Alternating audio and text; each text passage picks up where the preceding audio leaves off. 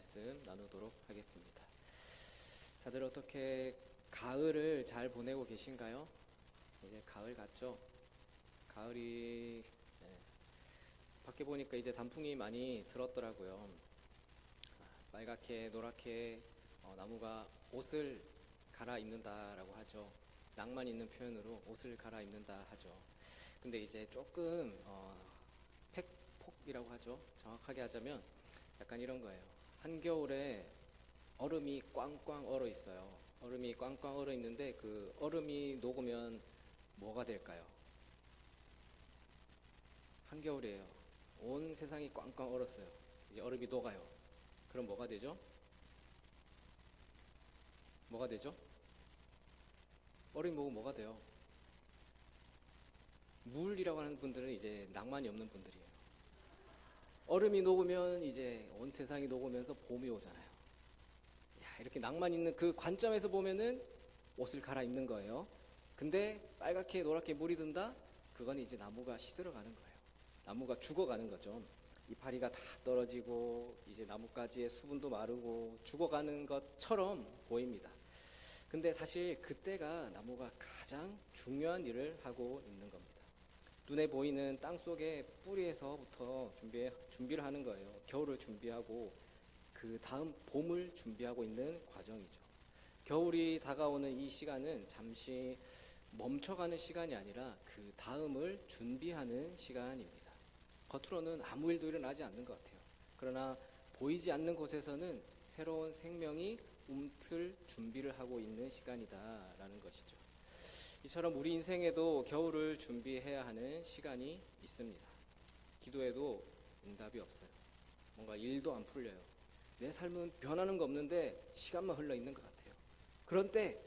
그러나 믿음의 눈으로 보면요, 그 시간은 멈춰 있는 시간이고 헛된 시간이 아니라 하나님이 일하시는 시간입니다. 그래서 오늘 설교 제목처럼 땅의 시간과 하늘의 시간, 이 두 시간의 차이를 우리가 믿음의 눈으로 바라보아야 하는 것이죠. 그러면 본문을 오늘 살펴보면 이제 야고보서 말씀이 거의 막바지에 다다랐습니다. 예수님의 동생이자 예루살렘 교회의 지도자였던 야고보는요, 이 편지를 통해서 그 당시 로마 전역에 흩어져서 박해로 고난받고 있던 성도들에게 흔들리지 않는 믿음의 삶을 살아가라라는 권면을 하고 있습니다. 이 야고보서는 단순히 도덕적인 교훈을 하는 편지가 아닙니다. 이 편지는 실제로 그 삶의 무거운 무게 아래에서 신앙을 지키려고 몸부림치던 성도들에게 주신 하나님의 위로의 말씀이자 현실 속에서 신앙을 어떻게 붙들어야 하는가, 그것에 대한 실제적인 권면의 말씀입니다. 그러면 잠깐 2000여 년 전에 그 당시의 모습을 상상을 한번 해보십시오. 그 당시 대에는 이 로마 제국이 거의 모든 지중해 일대를 장악했던 그 시대이잖아요. 그런데 그 모든 그 지역을 통일을 하다시피 했는데 그 바탕에는 군사력이 바탕이 되어 있던 거예요. 많은 피지배 국가들은 세금을 내야 했고요. 노역으로 힘든 생활을 해야만 했습니다. 또 그때는 노예 제도가 있었고 그냥 당연한 사회였기 때문에 노예로 살아가는 사람들은 더 큰 고통 가운데에서 살아야 했겠죠. 당시의 그리스도인들은 대부분 가난한 농민이거나 노동자, 노예와 같은 낮은 계층의 사람들이 대부분이었습니다. 거기다 여기에도 속하지 못하고 저기도 속하지 못하는 비주류의 삶이죠. 인종적으로는 유대인이에요. 유대인이지만 아니 어떻게 예수가 하나님이냐라고 이제 신성모독하는 사람이다라고 이단 취급을 받고 있죠. 또 로마 사회 속에서는 이것들 반동분자들이다, 사회 무리를 일으키는 범죄 집단이다, 그런 취급을 받아오고 있습니다. 사회적으로, 경제적으로, 문화적으로, 또 육체적으로 그리스도인으로 산다라는 것은 아주 힘든 일이었습니다. 그러다 보니 그 가운데서 믿음을 지키며 산다? 그게 말처럼 쉬울까요? 단순히 조금 불편하지만 그럼에도 신앙생활을 내가 애쓴다라는 그 정도 수준이겠습니까? 지금도 우리가 이렇게 살아가면서 신앙생활 한다, 이 험한 세상 가운데 우리가 믿음 지키며 살아간다라고 얘기하는데 그 정도 수준이랑은 아주 차원이 다른 거죠. 왜냐하면 진짜 생사가 달려 있으니까요. 그렇기 때문에 믿음을 포기하는 사람들도 많을 거예요. 여러분들 만약에 진짜 내가 100년 전에 독립운동할 때 태어나가지고 독립운동하는데 내 목에 칼이 들어와 있는데 끝까지 할 수 있는 분들 계십니까? 한번 그 드라마 같은 데 보면은 와, 내가 만약에 저 상황에서 할 수 있을까? 그러니까 단순히 믿고 있다가 같이 믿고 있다가 믿음을 저버렸다? 그렇다고 너 배교했다고 폄하할 수가 없는 거예요. 우리나라 왜 그때 독립운동가들도 그렇잖아요. 영화에 보면 그런 장면 많이 나오잖아요. 애초에 뭐 노선이 달랐던 뭐 친일파들 그런 사람들 말고 처음에는 같이 우리가 독립을 위해서 애썼어요. 같이 독립운동을 하고 있는데 그렇게 하기로 했으면 끝까지 죽더라도 일사각오로 끝까지 다 해야지. 중간에 배신을 했다면 그러면 그 배신한 사람은 그 사람 오히려 원망하고 복수하고 죽이려고 듭니까? 아니잖아요. 오히려 그렇게 할 수밖에 없었던 이 상황을 만든 그 상황을 오히려 더 분노해서 그 지배하고 있는 그들을 향한 분노를 오히려 더 키웠지. 그 사람들은 그렇게 한 사람은 오히려 더 이해해주고 품어주고 오히려 더 미안해하기 마련입니다. 지금 야고보가 편지를 쓰고 있는 그 그리스도인들의 상황도 그런 생사가 달려있는 문제였어요. 그 상황에 있는 그리스도인들에게 이렇게 편지를 쓰는 거죠. 그런 상황에 있는 그리스도인들에게 위로하고 권면의 말씀들을 야고보서 1장부터 쭉 삶의 여러 관점에서 믿음을 붙들라고 주님을 바라보라고 쭉 이어온 뒤에 이제 그 말씀을 마무리하고 있는 것입니다. 특별히 야고보서 5장 말씀은요, 크게 세 부분으로 성도들을 위로하고 있습니다. 먼저 지난번에 살펴봤던 1절부터 보시면 부한 자들아라고 하잖아요. 들으라 부한 자들아라고 하면서 하나님을 알지 못하는 자들이 탐욕으로 모은 그 부는 결국 썩어 없어질 것들이다 라고 얘기했어요. 온갖 악행으로 모은 그들의 부는 오히려 그들을 심판하시는 하나님 앞에서 죄의 증거일 뿐이다. 하나님께서는 그 악한 그 악인들의 모든 것을 무너뜨리시고 거룩한 불로 심판하실 것이다 라고 얘기했습니다. 그래서 그 악한 자들의 부유함을 부러워하거나 시기하지 말고 그들이 승승장구한다고 해서 그게 그들의 성공일 것이다 라고 생각하지도 말라라는 이야기를 6절까지 쭉 했어요. 그래서 오히려 모든 것을 지켜보시는 온 우주의 창조주이신 하나님을 기억하면서 오직 진리를 붙잡으라. 우리를 좀먹게 하는 그 땅의 부에 집중하지 말고 믿음의 열매를 따라 하늘의 부를 쌓아가는 그런 신앙의 삶을 살아가라라는 이야기를 했죠. 자, 그 다음에 이제 오늘 본문 7절부터 12절까지 이야기를 하고 있고 또 이후에 다음 시간에 최종적으로 진짜 하고 싶은 말을 하고 마무리를 하게 됩니다. 자, 그 중에서 오늘 이제 5장 두 번째 부분인데요. 야고보는 그 악한 부자들에게 대해서 경고했던 그거와 이제 쌍을 이루면서 그러면 선한 삶을 살 때 그때 겪게 되는 고난을 뭘 하라, 어떻게 하라라고 하냐면 인내하라라는 얘기를 하고 있어요. 7절을 보실까요?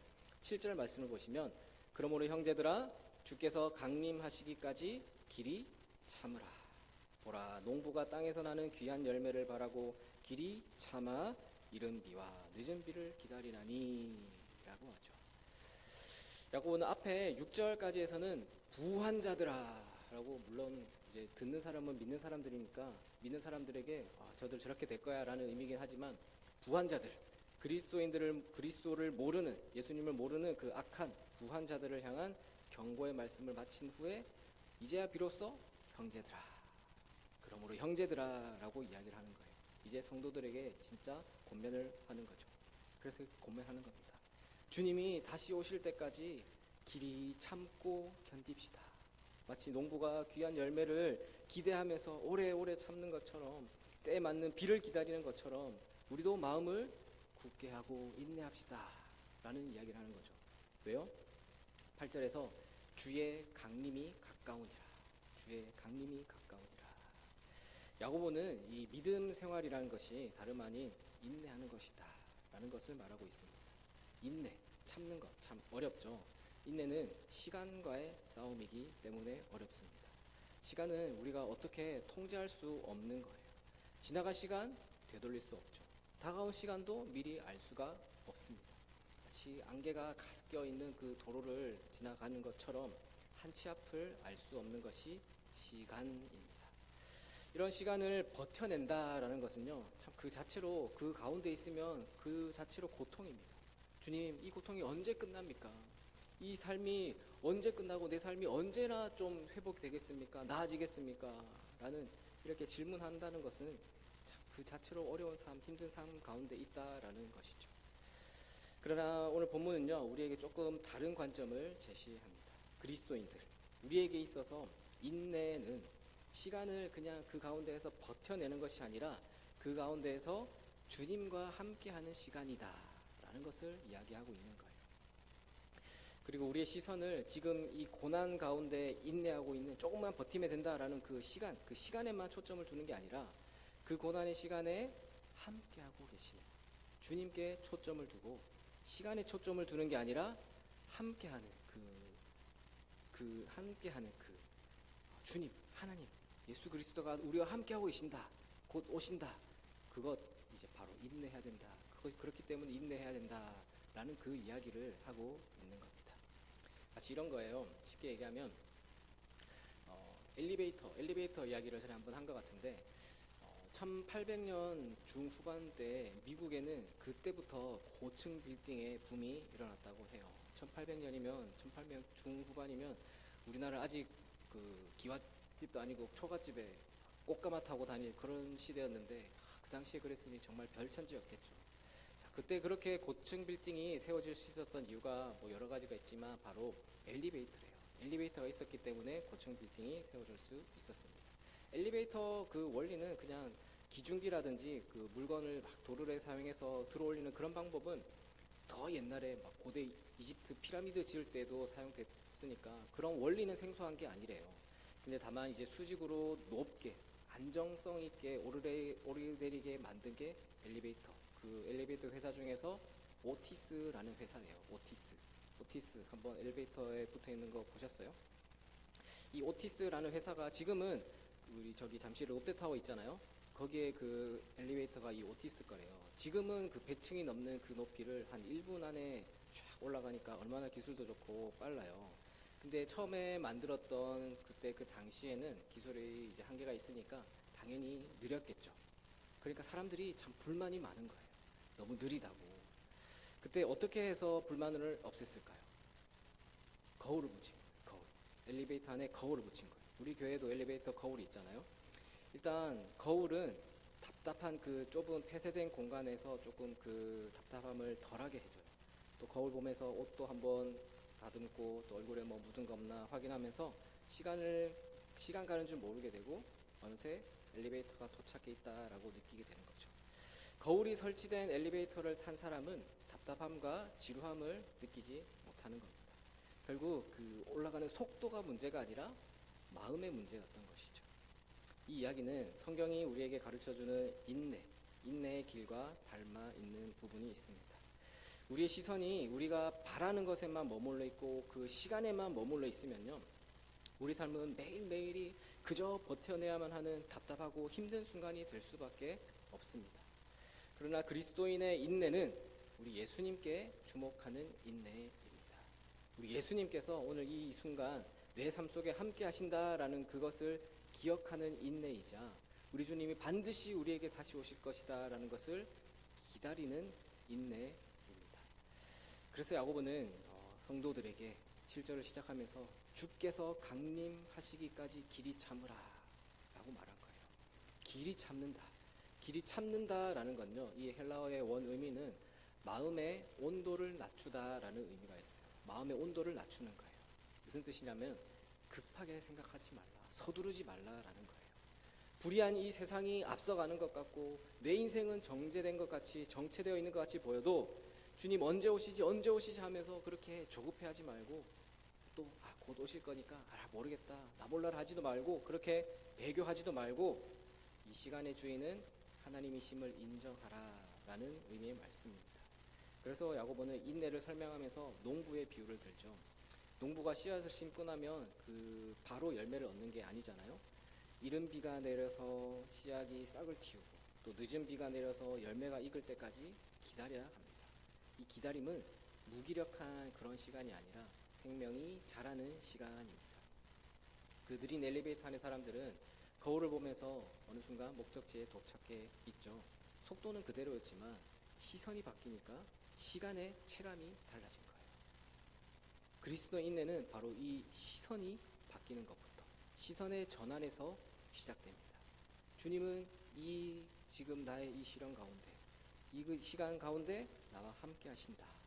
주님은 이 시간 이 속도 가운데서 함께 일하고 계신다 라는 이 믿음이 있을 때 이 땅의 시간에 따라서 이 땅에 맞춰서 살아가는 게 아니라 하늘의 시간에 맞춰서 하늘의 시간을 따라 살아가는 것이다 라는 것이죠.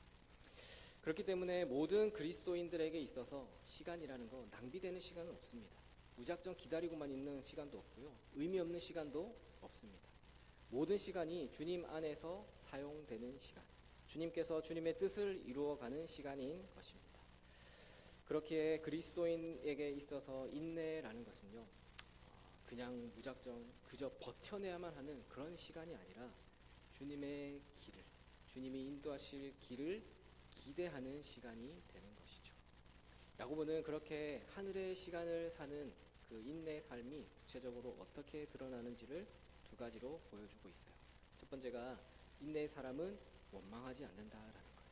인내의 사람은 원망하지 않아요. 무슨 말이냐면 9절을 보시면 9절에서 형제들아 서로 원망하지 말라. 그리하여야 심판을 면하리라. 보라 심판주가 문 밖에 서 계시니라. 그러니까 고난이 깊어갈수록 사람은 원망할 대상을 찾는 거예요. 길어지면 길어질수록 이제 시선을 다른 데로 돌리게 되는 거죠. 그러나 원망은 시간을 낭비하게 하고 관계를 무너뜨립니다. 삶이 힘들고 어려울 때 그 고통과 힘든 것들을 자연스럽게 누군가를 원망함으로써 해결해 보려고 하는 게 인간의 본성이죠. 누구 때문에.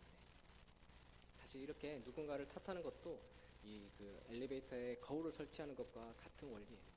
그 시간을 버티기 힘들기 때문에, 그 답답함을 견디기 어렵기 때문에 이렇게 자신의 문제를 토로할 누군가를 찾는 것이 인간의 연약한 본성이기 때문입니다. 그러나 주님은 우리에게 말씀하시는 거예요.